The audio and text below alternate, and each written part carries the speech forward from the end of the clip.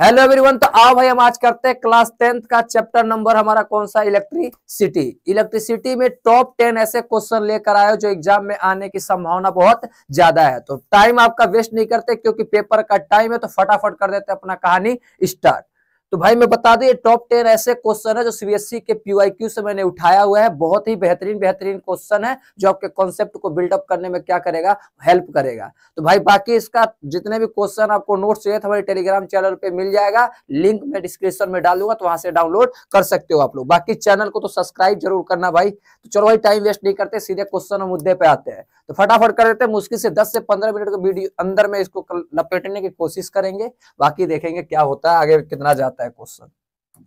तो चलो भाई पहला आ जाता है, match the quantities given in the column A with their SI unit. Match करना है, क्या करना है हमें, ये मैच करना है। तो भाई सबको पता हो गया, तो बेसिक फंडा है। क्या है सर, इलेक्ट्रिक पोटेंशियल किसका होता है सर, ये होता है वोल्ट का। यानी पहला किसके साथ, ए किसके साथ गया, 2 के साथ गया। तो देखो भाई ए 2 के साथ कौन सा है, ये वाला ऑप्शन ए है जो ए 2 के साथ है। ये तो 3 के साथ है, सी वाला गलत है, ये वाला तो ऑप्शन गलत हो गया, ठीक है। और ए के 3 के ये भी क्या हो गया, गलत हो गया।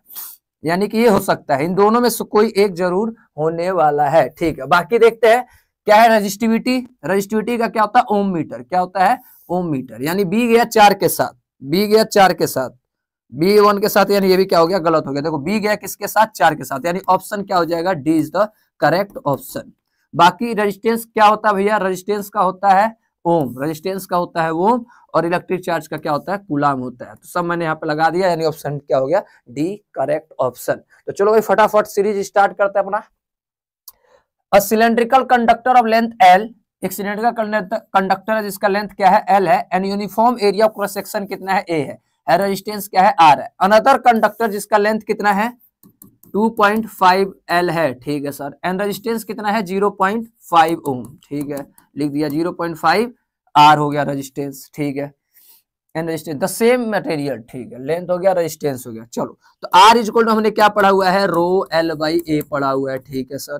तो आर इज इक्वल टू में क्या हो जाएगा, रो का रो, चलो एल हमारा कितना है, 2.5 एल है, अपॉन में एरिया कितना है, एरिया बोला है क्या है, and resistance 2.5 on the same. Another conductor of length इतना है, एंड रेजिस्टेंस 0.5 आर, रेजिस्टेंस कितना है, 0.5 आर है। The same material of the area of cross section, area of cross section बताना है। अच्छा कुछ गड़बड़ है क्या क्वेश्चन में भाई, रेजिस्टेंस है 0.5 आर, 0.5 आर इसका रेजिस्टेंस, आर इक्वल में रो एल बाई ए, तो रेजिस्टेंस की जगह में 0.5 आर डाल देता हूँ, ठीक है सर। चलो आर की जगह में 0.5 आर, रो का रो, एल की जगह में 0.5 है, और ये एरिया हमें क्या करना है, बताना है, ठीक है। तो इसको उधर भेज देता हूं, तो आर इक्वल टू में क्या हो जाएगा, रो 2.5 एल अपॉन में 0.5 ए, ठीक है सर। पॉइंट से पॉइंट क्या हो गया, कट गया, और इससे कट के क्या आ गया, 5 आ गया, बिल्कुल। तो आर इक्वल टू में कितना हो जाएगा, आर इक्वल टू में सर हो जाएगा कितना, रो, ये 5 पहले लिख देता हूँ, 5 में पहले लिख देता हूँ इसमें, तो 5 पहले, और क्या रह गया, रो एल बाई क्या रह गया, ए रह गया, ठीक है सर। ये हमारा पुराना वाला रेजिस्टेंस का फॉर्मूला बन गया 5, और ये क्या हो गया, पुराने वाले रेजिस्टेंस का फॉर्मूला हो गया। तो रेजिस्टेंस हमारा 5 टाइम क्या हो जाएगा, इंक्रीज हो जाएगा, यानी ऑप्शन क्या हो जाएगा, ए हो जाएगा। बात समझ में आ रहा है, हमने सिंपल क्या लगा फॉर्मूला, आर इक्वल में rho by L, rho L by A, तो आर की वैल्यू कितनी थी, 0.5 आर, हमने डाल दिया। रो का रो, एल का कितना था, 2.5 एल, तो लिख दिया, और एरिया हमें बताना था। तो मैंने 0.5 को कहा भेज दिया, नीचे भेज दिया, काट पीट कर दिया, ये निकल कर आ गया। तो देखा जा रहा है पुराना वाला हमारा रेजिस्टेंस था और ये नया वाला है, तो कितने टाइम्स हो गया, 5 टाइम्स, यानी ऑप्शन क्या हो गया हमारा, ए हो गया। चलो भाई नोट डाउन कर लो, करते हैं क्वेश्चन नंबर 3। क्वेश्चन नंबर 3 तो भाई सिंपल सी कहानी है, वी और आई का ग्राफ होता है, वी और आई का ग्राफ होता है, तो सिंपल होता है कि जितना ज्यादा एंगल उतना ही ज्यादा उसका क्या होगा, हमारा रेजिस्टेंस। मान लो ये R1 था, ये R2 था, और ये क्या था, R3 था। जितना ज्यादा एंगल, अगर V यहाँ पे होता है तो नीचे होता है बेस पे, तो यानी R3 ज्यादा होगा R2 से, और R2 से ज्यादा क्या होगा, हमारा R1 होगा। अगर यही तुम्हारा उल्टा बन जाए कॉन्सेप्ट, क्या हो जाए, यहाँ पे I हो जाए और यहाँ पे क्या हो जाए, V हो जाए, तो उल्टा कहानी चलेगा। ये मान लो R3, ये R2, और ये क्या है, R1 है, तो मान लो ये और ये, तो उल्टा कहानी हो जाएगा। वो सबसे बड़ा क्या हो जाएगा, R1, फिर कौन हो जाएगा, R2, फिर कौन, R3, मतलब सबसे बड़ा इसमें R1 होता है, अगर उल्टा हो, यहाँ पे I लिखा हो तो। बात समझ में आ रहा है। बाकी मैंने फुल हमने सिलेबस डाल रखा है भाई हमारे यूट्यूब चैनल पे, तो वहां पे जाओ और पढ़ के आओ, प्लीज कॉन्सेप्ट को समझो। इसमें भाई सिंपल है, V नीचे है यानी ये वाला ओबे करेगा, यानी R3 सबसे ज्यादा होगा, R3 सबसे ज्यादा होगा, फिर कौन होगा, R1 होगा, फिर कौन होगा, R2 होगा। तो कौन सा ऑप्शन सही है भाई, R3। ये तो ऑप्शन गलत हो गया। R इक्वल में क्या होता है, V अपॉन में I, tan P और B, P और tan होता है P बाई B, तो परपेंडिकुलर V। अरे भाई ये गलत हुआ है, ये गलत बताया हूं, ये हमारा I है और ये हमारा क्या है, V है, तब जाके ये सही होगा। और ये क्या होगा, हमारा I होगा, और ये क्या होगा, हमारा V होगा। उल्टा हो गया भाई नाम में थोड़ा सा, ठीक है, तो उल्टा हो गया, यानी इसमें कौन सा जाए, V नीचे है ना, V नीचे वाला उल्टा हो जाएगा, यानी ये सबसे कम होगा, सबसे ज्यादा किसका होगा, R2 का होगा। ठीक है भाई, सॉरी उसके लिए थोड़ा सा जल्दी में। R2 क्या हो जाएगा हमारा ज्यादा, और R1 क्या हो जाएगा उससे कम, फिर सबसे कम किसका, R3 का। मतलब सबसे ज्यादा R2, फिर R1, फिर हमारा R3। तो ऑप्शन देखो कौन सा ऑप्शन सही है, ऑप्शन क्या है हमारा, डी सही है। थोड़ा सा यहाँ पे गड़बड़ हो गया, तो एक बार मैं इस कॉन्सेप्ट को और रिवाइज कर देता हूँ, तो आपको एकदम क्लियर हो जाए, मस्त हो जाए कॉन्सेप्ट, एकदम मस्त कॉन्सेप्ट कर देते हैं भाई आप लोगों के लिए। बस रुक जाओ। अगर नीचे V हो, नीचे क्या हो, V हो, तो हमारा सोच बिल्कुल उल्टा चलेगा। ठीक है, अगर मान लो ये R1 है और ये R2 है और ये क्या है, R3 है, तो ये वाला जितना एंगल कम होगा उतना रेजिस्टेंस क्या होगा, ज्यादा होगा। तो ऐसे केस में R1 ज्यादा होगा R2 से, और R2 R3, समझ, सबसे कम R3, फिर R2, फिर हमारा R1, ऐसे इंक्रीजिंग ऑर्डर, ऐसे हो गया, इधर से डिक्रीजिंग ऑर्डर। जैसे यहाँ पर हमारा I हो और यहाँ पे क्या हो, V हो, V वशिष्ठ I का ग्राफ होगा, तब हमारा जितना ज्यादा एंगल होगा उतना ज्यादा रेजिस्टेंस होगा। तो R3 हो गया, ये R2 हो गया, और ये क्या हो गया, R1। तो ये R3 सबसे ज्यादा होगा, फिर R2 होगा, फिर उससे कम R1 होगा। तो ये कहानी हमारा हो जाएगा। चलो भाई, ये क्वेश्चन हो गया। अब बढ़ते हैं अपने क्वेश्चन नंबर 4 की तरफ। तो क्वेश्चन नंबर 4 क्या कह रहा है, इन द इलेक्ट्रिकल सर्किट 3, ये क्या लिखा है, incandescence bulb A, B and C, कितने बल्ब हैं, 3 बल्ब है, जिसका पावर ये और ये दिया हो। तो चलो भैया, A वाले का पावर हो गया 40 वॉट, और B वाले का पावर कितना हो गया हमारा 60 वॉट, और C वाले का पावर कितना हो गया 100 वॉट। ठीक है सर, ये 3 बल्ब हो गए, तीनों का पावर यहाँ पे क्या है लिख दिया मैंने। ठीक है, आगे क्या कह रहा है, कनेक्टेड इन पैरेलल, इस सबको किसमें कनेक्ट कर दिया, पैरेलल में कनेक्ट कर दिया। ठीक है सर, कनेक्ट कर दिया हमने भी दिमाग में। आगे क्या कह रहा है, Which of the following is likely happen, इनमें से क्या रहा है, ऑप्शन दे दिया है 4, इनमें से कौन सा क्या रहेगा हमारा सही होने वाला है ऑप्शन। तो brightness of all bulb will be same, नहीं भाई गलत, बताओ ना, सबका अपना अलग अलग रेजिस्टेंस है, सबका अपना अलग अलग क्या है, पावर है, तो ब्राइटनेस तो सबका सेम नहीं होगा। तो ऑप्शन हमने यहाँ पे कैंसिल कर दिया। अब कह रहा है brightness of bulb A will be maximum, brightness of A will be maximum, A का कह रहा है मैक्सिमम है, नहीं भैया ए का मैक्सिमम नहीं है। क्यों, क्योंकि power is directly proportional to किसके होता है, वोल्टेज। समझ में आ रहा है, जितना ज्यादा वोल्टेज उतना ज्यादा क्या लेगा, ब्राइटनेस लेगा। तो सबसे ज्यादा पावर कौन सा है भैया, इसमें सी वाला है, सबसे ज्यादा पावर क्या है हमारा, सी है, इसका पावर सबसे ज्यादा होगा, तो सबसे ज्यादा ब्राइट होगा। तो इसमें क्या कह रहा है, brightness of bulb A will be maximum, नहीं भैया गलत है, इसका ब्राइटनेस क्या है, ज्यादा है।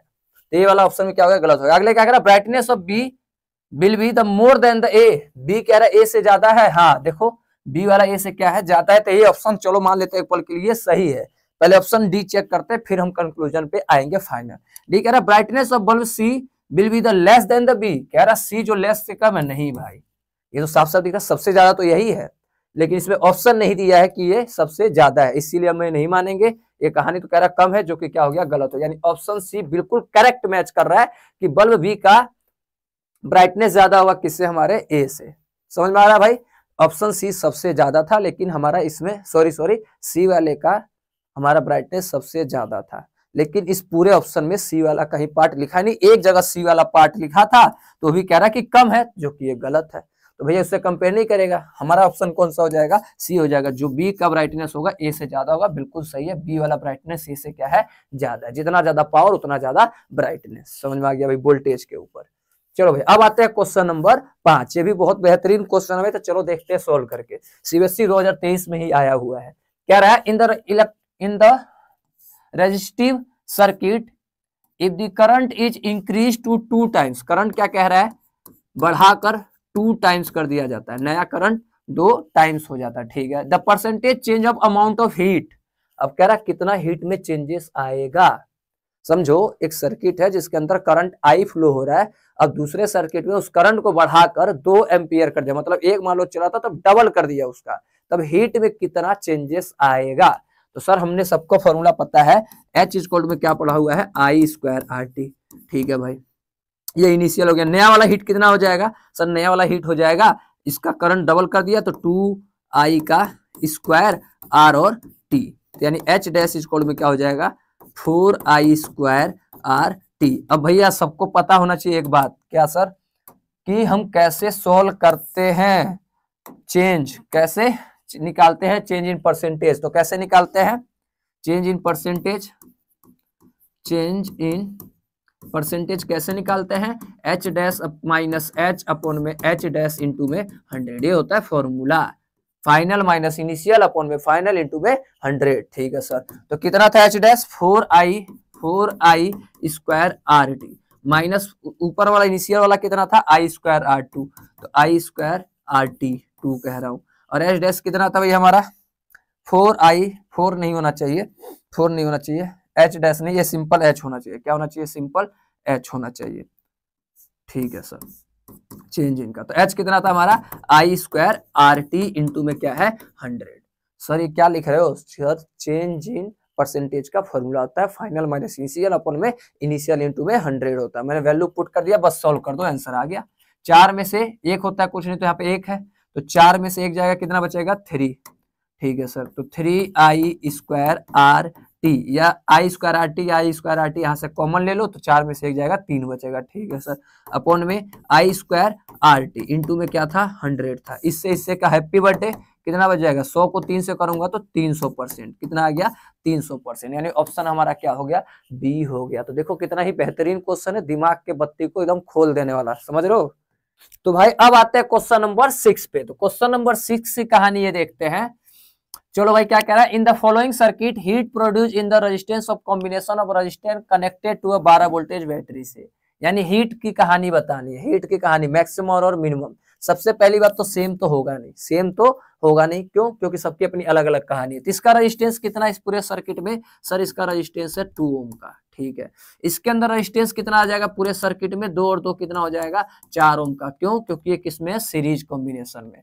इसके अंदर देखो भैया रेजिस्टेंस कितना आएगा, तो 1/RP पैरेलल हो गया ना ये दोनों, तो 1/RP इक्वल टू में 1/2 प्लस में 1/2, इसको सोल्व कर लूंगा तो कितना आ जाएगा 1 ओम का आ जाएगा। कितने ओम का आ जाएगा 1 ओम का। आधा आधा कितना होता है 1 होता है। हमें एक फॉर्मूला पता है कि पावर इनवर्सली प्रोपोर्शनल होता है किसके, इनवर्सली प्रोपोर्शनल होता है रेजिस्टेंस के, पावर इनवर्सली प्रोपोर्शनल होता है रेजिस्टेंस से। तो रेजिस्टेंस के हिसाब से मैं निकाल के चेक कर लेता हूं, यानी कि जिसका रेजिस्टेंस कम उसका पावर ज्यादा, या जिसका रेजिस्टेंस ज्यादा उसका पावर क्या हो जाएगा कम हो जाएगा। आओ चेक करके देखते हैं। मिनिमम इन केस फर्स्ट कह रहा है, minimum in case first minimum कौन सा सब में से, मिनिमम के लिए क्या होना पड़ेगा, क्या बोला है मिनिमम इन, अच्छा हीट बोला है मिनिमम वर, यानी हीट के हिसाब से देख भाई, किसके हिसाब से, हीट के हिसाब से। तो भाई मिनिमम इन केस फर्स्ट कहाँ गया, मिनिमम है केस फर्स्ट में नहीं, इसका रेजिस्टेंस तो 2 है, इसका होगा होना चाहिए मिनिमम इसके हिसाब से। ठीक है, तो ऑप्शन ए भी नहीं है। Maximum in case second, maximum in case second नहीं, मैक्सिमम किस में होना चाहिए था, मैक्सिमम होना चाहिए था केस सेकंड में मैक्सिमम इनवर्सली प्रोपोर्शनल है, नहीं ये तो ज्यादा है, इसके अंदर भी नहीं होगा। किसमें होना चाहिए मैक्सिमम इन केस थर्ड में, हाँ ये हो सकता है भाई कहानी, क्योंकि सबसे कम रेजिस्टेंस क्या इसमें है, तो इसमें हीट क्या होगा ज्यादा प्रोड्यूस होगा, इसमें हीट क्या होगा ज्यादा प्रोड्यूस होगा। तो सबसे कम रेजिस्टेंस ये, अरे क्या कर दिया, ये रहा सबसे कम रेजिस्टेंस, देख लो भाई सिंपल सी बात है, सबसे कम रेजिस्टेंस इसका है। ठीक है सर, सबसे कम रेजिस्टेंस इसका, हीट क्या होगा सबसे ज्यादा होगा, पावर इसका सबसे ज्यादा होगा, यानी ऑप्शन कौन सा हो जाएगा डी हो जाएगा। और ये बाकी क्यों नहीं हो सकता, पहली बात तो ये नहीं हो सकता, एक बार और मैं समझा देता हूँ, पहला नहीं हो सकता, कह रहा मैक्सिमम इन केस सेकंड नहीं, दो तो हो ही नहीं सकता, केस थर्ड और केस सेकंड में नहीं हो सकता, क्योंकि सबसे कम किसके अंदर है, इसके अंदर है 1 ओम का, इसमें क्या है सेकेंड वाले में 4 ओम है, जो कि इससे क्या है ज्यादा, तो ये नहीं हो सकता। बात कौन सा ऑप्शन होगा, डी ऑप्शन होगा। बात समझ में आ गया भाई, चलो भाई फिर फटाफट इसको नोट डाउन कर लो। तो भाई अब आ जाओ क्वेश्चन नंबर करते हैं 7। तो क्वेश्चन नंबर 7 देखते हैं, इलेक्ट्रिक केटल कंज्यूम इतना वॉट। ठीक है, यानी कंज्यूम, अरे भाई 1 सेकंड भाई 1 सेकंड, चलो भैया पावर कितना दे दिया 1 किलोवाट, 1 किलोवाट। ठीक है सर, किलो का मतलब क्या होता है भैया 1000, क्या होता है 1 किलो का मतलब 1000 वॉट। ठीक है सर, ये आ गया हमारा पावर। चलो भाई आगे, इलेक्ट्रिक पावर व्हेन ऑपरेट इतना वोल्टेज, यानी वोल्टेज कितना दे दिया 220 वोल्ट का दे दिया। चलो भाई वेरी गुड लिख दिया। अब फ्यूज वायर, अब कह रहा जो हम उसमें फ्यूज लगाएंगे तो उसका रेटिंग क्या होना चाहिए, कितने एम्पियर का करंट होना चाहिए। तो मैं पहले यहाँ से करंट इसका निकाल लेता हूँ, कितना निकाल लेता हूँ, पी इक्वल में क्या होता है वी आई, बिल्कुल सर होता है, पी कितना है 1000, वी हमारा 220 है इंटू में आई, तो आई इक्वल में कितना हो जाएगा 1000 डिवाइड बाई 220, तो 0 से 0 गया। अब इसको डिवाइड कर देता हूं, तो मैं निकाल लेता हूं एक बार कैलकुलेटर और डिवाइड कर देता हूं, कहानी खत्म करते हैं इसको। चलो भाई मैंने कर दिया इसकी कहानी को स्टार्ट। 100 डिवाइड बाई 22, ये आ गया करंट कितना आ गया भैया 4.54, इतने एम्पियर का इस सर्किट में करंट आएगा, जो भी ये लगा हुआ केटल में। समझ में आ गया। तब तुम बताओ वो जो क्या नाम है उसका फ्यूज है, तो कितने एम्पियर का तुम बनाओगे सर 5 एम्पियर का। कितने एम्पियर का 5, क्योंकि नियरली अबाउट कितना है 5 एम्पियर। अगर तू 1 एम्पियर का अगर हमने फ्यूज बना दिया तो पहले ही मेल्ट होकर गायब हो जाएगा, क्योंकि केटल का जो करंट है, जो मैक्सिमम करंट कितना है लगभग 4.5, अगर मान लो 5 है, अगर उससे ज्यादा वहां 5 एम्पियर तक पहुंचेगा ना, इतने एम्पियर तक, तब वो चलेगा। अब तुम 1 एम्पियर का फ्यूज लगा दोगे तो पहले ही क्या हो जाएगा बंद हो जाएगा, खराब हो जाएगा। ऐसे ही 2 बहुत कम है तो पहले ही बंद हो जाएगा, और 4 उसके आसपास में है, लेकिन उसको 4 से भी ज्यादा चाहिए, यानी हमें फ्यूज कितना रखना पड़ेगा 5 एम्पियर का रखना पड़ेगा, ताकि 5 एम्पियर तक करंट को झेल पाए। उसके बाद अगर उससे ज्यादा होता है ना तो इलेक्ट्रिक केटल क्या हो जाएगा खराब हो जाएगा। तो उसको खराब होने से पहले फ्यूज को खराब होना क्या है जरूरी, तभी आगे करंट नहीं जाएगा। ठीक है सर, अब आते हैं क्वेश्चन नंबर 8। सर्किट डायग्राम बन गया भैया, आ जाओ देखते हैं। Calculate the equivalent resistance of the following circuit. भाई चलो बता दो, ये साफ साफ दिख रहे हैं दोनों किस में है सीरीज में, तो सर सीरीज में जोड़ के 10 10 कितना हो जाएगा 20 ओम हो जाएगा। फिर ये दोनों किस में हो जाएंगे पैरेलल, फिर किस में हो जाएंगे पैरेलल, तो यानी 1/RP इक्वल टू में कितना है तो 1/20 है, प्लस में ये कितना है 20 निकाला इन दोनों को सॉल्व करके। ठीक है सर, यानी 1/RP इक्वल टू में एलसीएम ले लूंगा 20 और ये 2, तो 2 एकम 2, 2 हमें 10, यानी आरपी की वैल्यू कितना आ गया 10 ओम आ गया। इन दोनों को सॉल्व करके, अब इन दोनों को सॉल्व करके कितना ओम आ गया 10 ओम आ गया। ठीक है सर, तब ये तीनों किस में हो जाएंगे सीरीज में, किस में हो जाएंगे सीरीज में। तो सीरीज में सिंपल क्या हो जाएगा ऐड हो जाएगा, ये 10 था और ये भी 10 और ये भी 20, तो 10 10 और ये 20, तो कितने ओम का रेजिस्टेंस हो गया 20 और 20 40 ओम, यानी इस पूरे सर्किट के अंदर 40 ओम का रेजिस्टेंस होने वाला है। और भी कुछ पूछ रहा है क्या, नहीं पूछ रहा, बस कहानी क्या हो जाएगा समाप्त। तो पूरे सर्किट में 40 ओम का करंट फ्लो होगा। ठीक है, करंट फ्लो होगा, करो रेजिस्टेंस ऑफर करेगा पूरा सर्किट। चलो भाई आगे कराना हुआ, तो figure below so 3 cylindrical copper conductor, कितने कंडक्टर है 3 है, इसका लेंथ L है, इसका 3L है, इसका L/3 है, लेकिन इसका एरिया A है, कुछ लिखा नहीं है तो इसका मतलब अच्छा ये लिखा है, एरिया कितना इसका A है, और इसका क्या A/3 और इसका मतलब क्या है 3A है। चलो भाई अब आगे क्या कह रहा है, compare the resistance and resistivity, compare the resistance and resistivity of the 3 conductor, conductor का रेजिस्टेंस और रेजिस्टिविटी। तो सबसे पहले मैं किसके लिए बात करूंगा रेजिस्टिविटी, रेजिस्टेंस के लिए, किसके लिए रेजिस्टेंस के लिए बात करूंगा, बाद में बात करूंगा किसके लिए रेजिस्टिविटी के लिए। पहले मैं रेजिस्टेंस के लिए निकाल लेता हूं, पहले वाले केस के लिए रेजिस्टेंस निकाल रहा हूं R वाले के लिए। तो फॉर्मूला क्या होता है R इक्वल टू में रो L/A। चलो भैया, तो यानी सब कुछ सेम है, सब कुछ क्या है भैया ए भी वही ए है और लेंथ भी L ही है, तो वही सेम रहेगा कहानी। तो रेजिस्टेंस में कोई दिक्कत परेशानी नहीं आएगा पहले वाले के लिए, इतना ही रेजिस्टेंस क्या करेगा ये ऑफर करेगा। ठीक है सर, दूसरे वाले केस के लिए निकालता हूं, आरबी इक्वल टू में क्या हो जाएगा, तो आरबी इक्वल टू हो जाएगा दूसरे वाले केस के लिए क्या हो जाएगा आर इक्वल टू क्या होता है रो L/A। ठीक है सर, यानी रो और L इसके लिए कितना है 3L है, कितना है 3L, और एरिया इसका कितना है, एरिया इसका A/3 है, तो A/3 कहाँ जाएगा ऊपर, बाई मतलब ऊपर आ गया, तो यानी RB इक्वल टू में कितना हो जाएगा 3 3 जा 9 रो L/A। अगर मैं इसको अच्छे से लिखूं तो रेजिस्टेंस ऑफ B जो होगा 9 times of resistance of A है कि नहीं है सर। देखो ये पूरा किसकी वैल्यू थी R ऑफ A की थी, देखो ठीक है ना, तो मैं बोल सकता हूं अब इसका रेजिस्टेंस पहले वाले से 9 गुना क्या हो गया ज्यादा हो गया, बात समझ आ गया। चलो ऐसे किसके लिए निकाल दे C के लिए, तो रेजिस्टेंस फॉर C फॉर्मूला लिखूंगा रो L/A। चलो भाई, तो RC इक्वल टू में रो और L इसके लिए कितना है L है L/3, हमने डाल दिया L/3। चलो रो L/3 और एरिया कितना है 3A, कितना है 3A। चलो भाई ठीक है, अब इसको थोड़ा अच्छे से लिख लेता हूँ। RC इक्वल में कितना हो जाएगा, ये तो 3 3 जा 9 तो 1/9 ऐसे लिख लो। ठीक है सर, क्या बचा रो L/A, रो L/A। तो हमारा ये क्या हो गया, यहाँ पे लिख देता हूँ, ये हमारा क्या होगा RC इक्वल टू में क्या हो जाएगा 1/9 और RA क्या हो गया RA, रेजिस्टेंस ऑफ ए। देखो रेजिस्टेंस ए की वैल्यू ये थी, समझ में आ गया। अब देखो सबसे कम रेजिस्टेंस किस में मिलेगा, सबसे कम रेजिस्टेंस किसका है, इसका है, या सबसे ज्यादा रेजिस्टेंस किसका है RB का।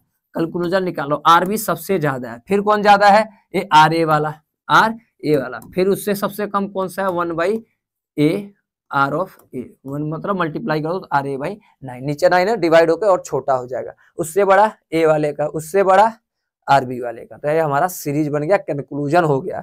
और एक खास बात पता है आप लोगों को, दूसरा वाला पार्ट में यहाँ पे कर देता हूँ, इस पेन से कर देता हूँ, क्या है सेकेंड पार्ट। एक खास बात पता है, रेजिस्टिविटी के लिए, रेजिस्टिविटी के लिए अपना दिमाग दौड़ाएंगे, दिमाग के घोड़े दौड़ा देंगे, क्या करना रेजिस्टिविटी के लिए तो मैं बता दूं, resistivity does not depend, resistivity does not depend on length LENGTH length and area of cross section, area of cross section of conductor. ये एरिया लेंथ के ऊपर कोई भी डिपेंड नहीं करता है, हैंस रेजिस्टिविटी सबके लिए क्या होगा सेम होगा, रेजिस्टिविटी ए का और रेजिस्टिविटी बी का और रेजिस्टिविटी सी का, तीनों के लिए क्या होगा सेम होने वाला है, क्योंकि लेंथ एरिया पर डिपेंड नहीं, तो सबका रेजिस्टिविटी क्या होगा सेम होगा। तो यही इस क्वेश्चन का कॉन्सेप्ट था और यही क्वेश्चन घुमा के दे देगा पेपर में, तो थोड़ा सावधान रहना। रेजिस्टिविटी केवल दो ही बातों के ऊपर डिपेंड करता है, टेम्परेचर और नेचर ऑफ मटेरियल के ऊपर। ठीक है भाई, तो चलो अब आते हैं क्वेश्चन नंबर 10 की तरफ। क्वेश्चन नंबर 10 में देखते हैं क्या कह रहा होगा भाई, करंट बताना होगा, या क्या कह रहा है फाइंड द करंट, क्या बताना है हमें करंट बताना है। तो बस लास्ट क्वेश्चन है, करंट बताने की कोशिश करते हैं। करंट करंट करंट करंट, चलो भाई इसमें अंदर वोल्टेज कितना दे दिया, V कितना दे दिया 3 वोल्टेज का, रेजिस्टेंस मिल जाएगा तो हमारा काम हो जाएगा, क्योंकि करंट का फॉर्मूला होता है V/R। ठीक है, तो I इक्वल टू में V हमारा कितना था, V हमारा 3 था, और R मिल जाए तो भाई करंट बड़े प्यार से हो जाएगा।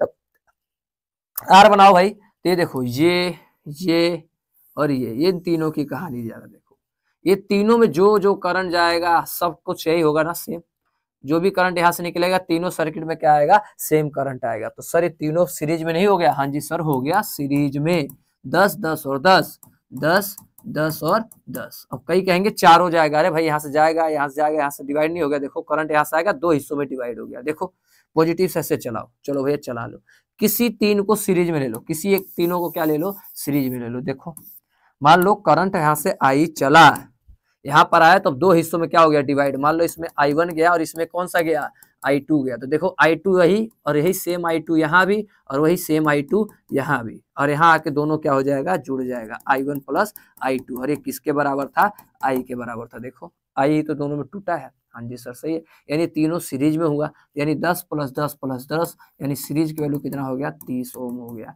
अब हमें इसके साथ क्या करना पड़ेगा पैरेलल, तो 1/RP कोड में क्या हो जाएगा 1/10 प्लस में 1/30। अब कहानी कर दो, बस कहानी खत्म। तो 1/RP में एलसीएम ले लो 300 या 30 ले लो, जैसी मर्जी वैसे ले लो, 30 और ये 3 प्लस में 1 यानी 1/RP में 4/30, 2 से 2 2 से 15, उल्टा कर दो RP की वैल्यू बस 15/2 ओम, यहाँ पे डाल दो R की वैल्यू 15/2, ऊपर आ गया 3 × 5 = 15, तो I में 2/5 आ गया, ऑप्शन नहीं है चलो कोई बात नहीं, 5 चौको 20 यानी 0.4 एम्पियर, तो करंट कितना आ गया 0.4 एम्पियर की कहानी आ गया। तो प्लीज नोट डाउन क्या कर लो फटाफट कर लो।